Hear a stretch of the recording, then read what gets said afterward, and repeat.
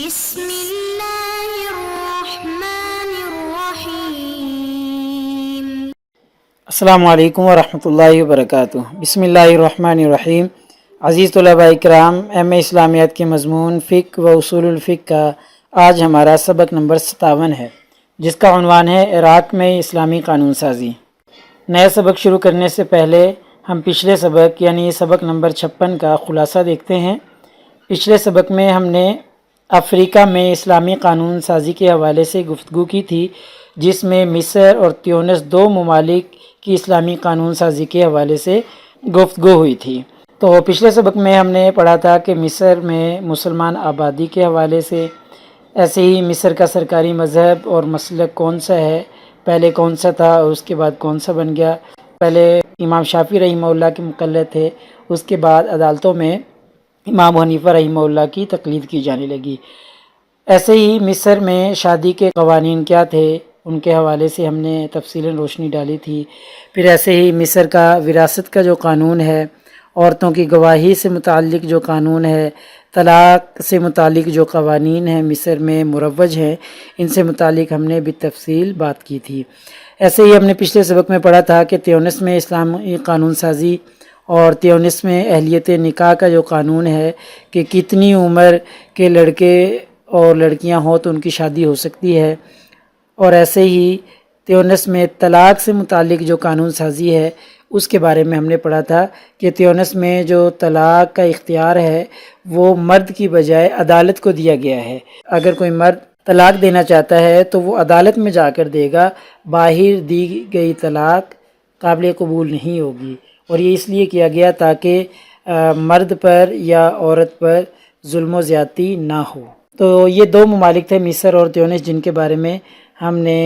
پچھلے سبق میں پڑھا تھا۔ تو آج کے سبق میں انشاءاللہ ہم عراق کے بارے میں پڑھیں گے اور عراق کی اسلامی قانون سازی کے متعلق کچھ قوانین پر تفصیلی روشنی ڈالیں گے،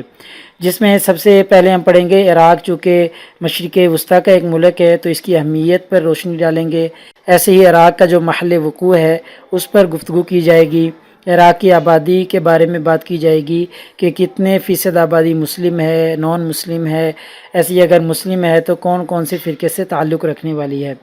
ایسے ہی پھر ہم بات کریں گے عراق کے مشہور شہروں کے بارے میں، چونکہ ایک تاریخی ملک ہے عراق اور انبیاء کی سرزمین ہے، انبیاء اس پر بہت زیادہ تعداد میں آئے ہیں،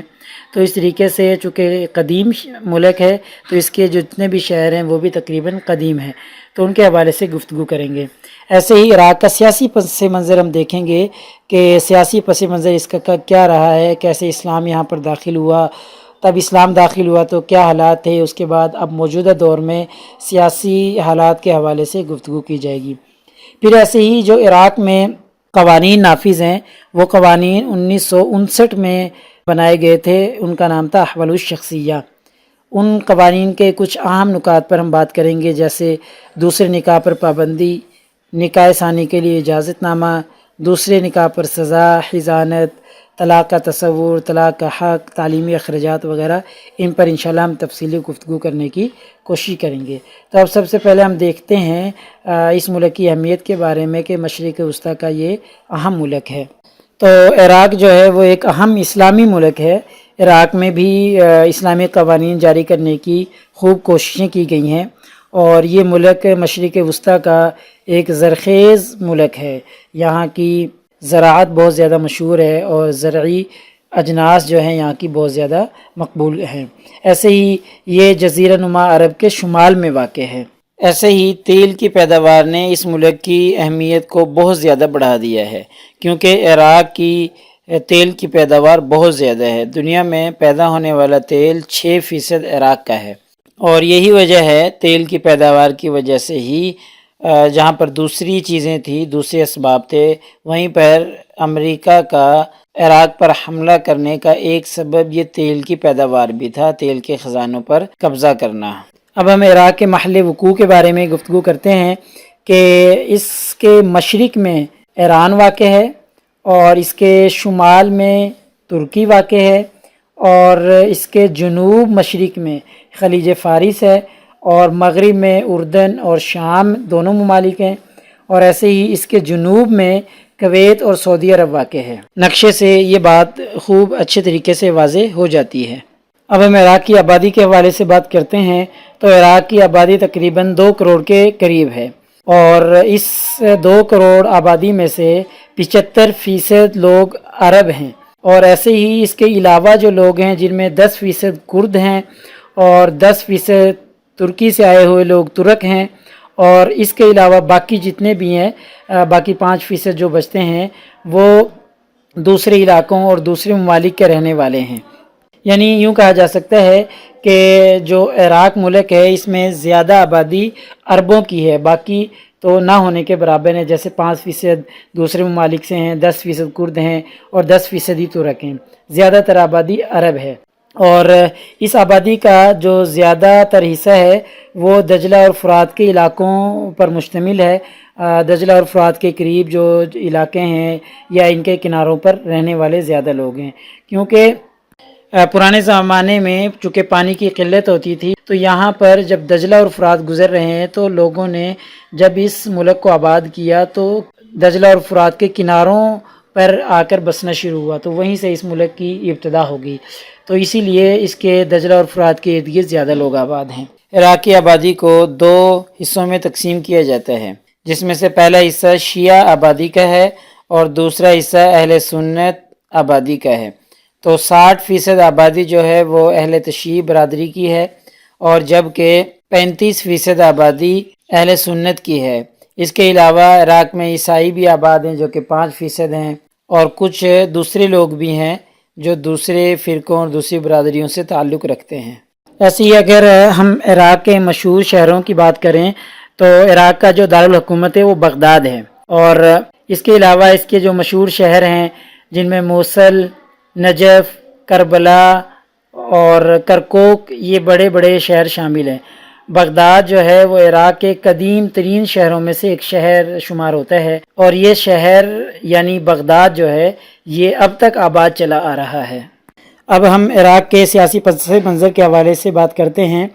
تو عراق جو ہے وہ ایک ایسا ملک ہے جہاں اسلام کی روشنی 637 عیسوی میں پہنچی، اور یہ پہنچانے والے حضرت سعد بن ابی وقاص جو کہ ایک صحابی رسول ہیں اور بڑے صحابہ کرام میں ان کا شمار ہوتا ہے، ان کے ذریعے یہاں پر اسلام پہنچا۔ پھر اس کے بعد 1921 میں اس ملک پر ایک مشہور شخصیت شاہ فیصل نے بادشاہت قائم کی، اور یہ بادشاہت بھی عوام کے مشورے کے ذریعے قائم کی تھی۔ پھر شاہ فیصل کے بعد 1989 میں احمد حسن نے صدارت سنبھال لی، اور پھر جلد ہی سے علیحدگی بھی اختیار کر لی۔ جب انہوں نے علیحدگی اختیار کی تو پھر ان کی جگہ صدر صدام حسین نے صدارت سنبھالی، اور صدر صدام حسین نے اس بات کی طرف خاص توجہ دی کہ اس ملک کو مزید مضبوط سے مضبوط بنایا جائے اور اس کو ترقی پہ پہنچا دیا جائے۔ تو اس مقصد کے حصول کے لیے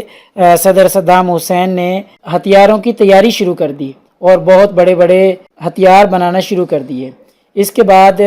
جب انہوں نے ہتھیار بنائے تو امریکہ کو یہ بات پسند نہ آئی، اور انہوں نے بہانہ بنا کر عراق پر حملہ کر دیا۔ یہ 2003 کی بات ہے کہ جب عراق پر امریکہ نے حملہ کیا تھا۔ پھر جنگ کی صورتحال پیدا ہو گئی، تو اسی جنگی صورتحال میں صدر صدام حسین کو گرفتار کیا گیا، اور اس کے بعد پھر ان کو پھانسی دے دی گئی۔ اس کے بعد پھر اس ملک میں جمہوریت آ گئی، اور اس کے بعد جب برائے نام جمہوریت آئی تو یہاں پر اصل کنٹرول جو ہے وہ امریکہ کا ہے، اور یہاں پر ہر روز ہزاروں کی تعداد میں لوگ شہید ہو رہے ہیں، چونکہ ایک جنگ کی صورتحال پیدا ہو چکی ہے۔ تو اس ساری صورتحال کی موجودگی کے باوجود عراق کی وزارت عدل و انصاف نے 1959 میں ایک مشترکہ لا منظور کیا جس کا نام الاحوال الشخصیہ رکھا۔ اب ہم احوال الشخصیہ قانون کے کچھ اہم نکات کو دیکھنے کی کوشش کرتے ہیں۔ اس کی پہلی شق یہ ہے کہ اس قانون میں دوسرے نکاح پر پابندی عائد کی گئی ہے کہ عراقی قانون کے مطابق کوئی شخص بھی یہ اختیار نہیں رکھتا کہ وہ دوسرا نکاح کر سکے، صرف ایک نکاح پر ہی اکتفا کرنا ہوتا ہے۔ ایسے ہی اس قانون کی دوسری شق یہ ہے کہ نکاح ثانی کے لیے اجازت لینا ضروری قرار دیا گیا ہے کہ اگر کوئی شخص عراق میں شادی کرنے کا خواہش مند ہے تو اس کے لیے ضروری ہے کہ وہ عراقی عدالت سے رجوع کرے اور رجوع کرنے کے بعد پھر عدالت سے اجازت نامہ حاصل کریں، اور یہ سب کچھ نکاح سے پہلے لینا ضروری ہوتا ہے۔ ایسے ہی اس قانون کی تیسری شق یہ ہے کہ اگر کسی شخص نے عدالت سے اجازت لیے بغیر نکاح کر لیا، یعنی عدالت کو مطلع نہیں کیا، عدالت سے اجازت نامہ حاصل نہیں کیا اور بغیر اجازت نامہ حاصل کیے نکاح کر لیا، تو پھر عدالت اس کو سزا دے گی، اور یہ سزا 1 سال قید ہوگی یا 200 روپے جرمانہ ہوگا، اور اگر عدالت یہ سمجھے گی تو دونوں سزائیں بھی دے سکتی ہے۔ ایسے ہی حضانت کے مسئلے کے بارے میں قاضی کو اختیار دیا گیا ہے کہ قاضی جو فیصلہ کرے گا اسے قبول کیا جائے گا۔ تو یہ حضانت سمجھ لیں پہلے حضانت کیا ہوتا ہے۔ حضانت کا مطلب یہ ہے کہ اگر کوئی عورت حاملہ تھی اور اس کے شوہر نے اسے طلاق دے دی، یا عورت نے خود ہی خلع لے لیا، یعنی بہرحال دونوں کے درمیان میں جدائیگی ہوگی، تو پھر بعد میں اس عورت سے جو بچہ پیدا ہوا ہے اس بچے کی پرورش کون کرے گا؟ آیا ماں کرے گی یا اس کا باپ جس نے اس عورت کو چھوڑ دیا ہے؟ ایسے ہی دودھ پلانے کا حکم ہے کہ عورت کے اوپر دودھ پلانا لازم ہے یا لازم نہیں ہے، تو اور اگر مرد اس کا نان نفقہ دے تو پھر پلائے نہ پلائے، تو یہ حضانت کا مسئلہ ہوتا ہے۔ تو حضانت کا جو مسئلہ ہے کہ بچہ کس کو دیا جائے گا، اس کا فیصلہ قاضی اپنی مرضی سے کرے گا۔ قاضی دونوں کی باتیں سن کر جو بہتر سمجھے گا اس کے حق میں فیصلہ کر دے گا۔ ایسے ہی اس کی 5ویں شق یہ ہے کہ اگر کوئی شخص کسی محفل میں 3 طلاقیں ایک بار ہی دے دے، تو چونکہ مجلس متحد ہے، مجلس ایک ہے، تو صرف ان 3 طلاقوں کو ایک طلاق سمجھا جائے گا، یعنی طلاق کا تصور 3 کا 1 دیا گیا ہے عراقی قانون میں۔ ایسے ہی ایک چھٹی شق یہ ہے کہ طلاق کا جو حق ہے اصل میں وہ مرد کا حق ہوتا ہے کہ مرد اس کو طلاق دے، لیکن عراقی قانون نے یہ حق عورت کو بھی دیا ہے کہ اگر عراق میں کوئی مرد عورت کو خرچہ نہ دے، اس کا نان نفقہ نہ دے، اس کی ضروریات کو پورا نہ کرے، تو عورت کو اختیار حاصل ہوتا ہے کہ وہ مرد سے علیحدگی اختیار کر لے۔ تو اس صورت میں طلاق کا جو حق ہے وہ عورت کو بھی دیا گیا ہے کہ وہ جب چاہے اخراجات نہ دینے کی وجہ سے اس مرد سے علیحدگی اختیار کر سکتی ہے۔ ایسے ہی ایک شق تعلیمی اخراجات کی ہے کہ عراقی اس قانون کے مطابق اولاد کے اوپر جتنا بھی خرچہ ہوگا اس کی تعلیم وغیرہ پر، وہ سارا کا سارا نفقہ میں شامل ہوگا، اور جب نفقہ میں شامل ہے تو نان نفقے کا ذمہ دار شوہر ہوتا ہے، تو لہٰذا تعلیمی اخراجات اٹھانے کے لیے شوہر کی ذمہ داری بنتی ہے، اور اس قانون نے یہ تعلیمی اخراجات برداشت کرنے کا ذمہ دار شوہر یعنی کہ باپ کو ٹھہرایا ہے۔ لہٰذا ہمارے آج کے اس سبق کا خلاصہ یہ بنتا ہے کہ آج کے اس سبق میں ہم نے عراق کے بارے میں پڑھا ہے کہ عراق مشرق وسطیٰ کا ایک اہم ملک ہے، عراق کا محل وقوع پڑھا ہے، عراق کی آبادی کے بارے میں بات کی ہے، اور عراق کے جو مشہور اور قدیم شہر تھے ان کے بارے میں ہم نے مختصراً گفتگو کی ہے۔ ایسے ہی پھر ہم نے تفصیلاً عراق کا سیاسی پس منظر بھی دیکھا ہے کہ اس عراق کا سیاسی پس منظر کیا ہے اور عراق کے سیاسی حالات کیسے ہیں۔ اس کے بعد پھر عراقی ایک قانون ہے احوال الشخصیہ کے نام سے جو 1959 میں نافذ ہوا تھا، اس کے کچھ نکات پر ہم نے بات کی تھی، جس میں دوسرے نکاح پر پابندی تھی، نکاح ثانی کے لیے اجازت لینا ضروری قرار دیا گیا تھا، بغیر اجازت کے دوسرے نکاح پر سزا لگائی گئی تھی کہ اگر کوئی دوسرا نکاح کر لے گا تو اس کو سزا دی جائے گی، حضانت کا مسئلہ کہ بچے کی پرورش کون کرے گا، والد کرے گا یا والدہ کرے گی، طلاق کا تصور کہ 3 طلاقیں جو ایک مجلس میں دی گئی ہوں ان کو ایک سمجھا جائے گا۔ ایسی طلاق کا حق عورت کو بھی دیا گیا ہے کہ اگر اس کے اخراجات شوہر پورے نہ کرے تو وہ اس سے علیحدہ ہو سکتی ہے۔ ایسے ہی تعلیمی اخراجات جو بچوں کے اوپر ہوتے ہیں ان کو نفقہ میں شامل کر کے مرد کو ان کا ذمہ دار ٹھہرایا گیا ہے۔ انشاءاللہ اگلے سبق نمبر 58 میں ہم پڑھیں گے فقہ اسلامی کے عباسی دور کی خصوصیات۔ جزاکم اللہ خیر۔ السلام علیکم ورحمۃ اللہ وبرکاتہ۔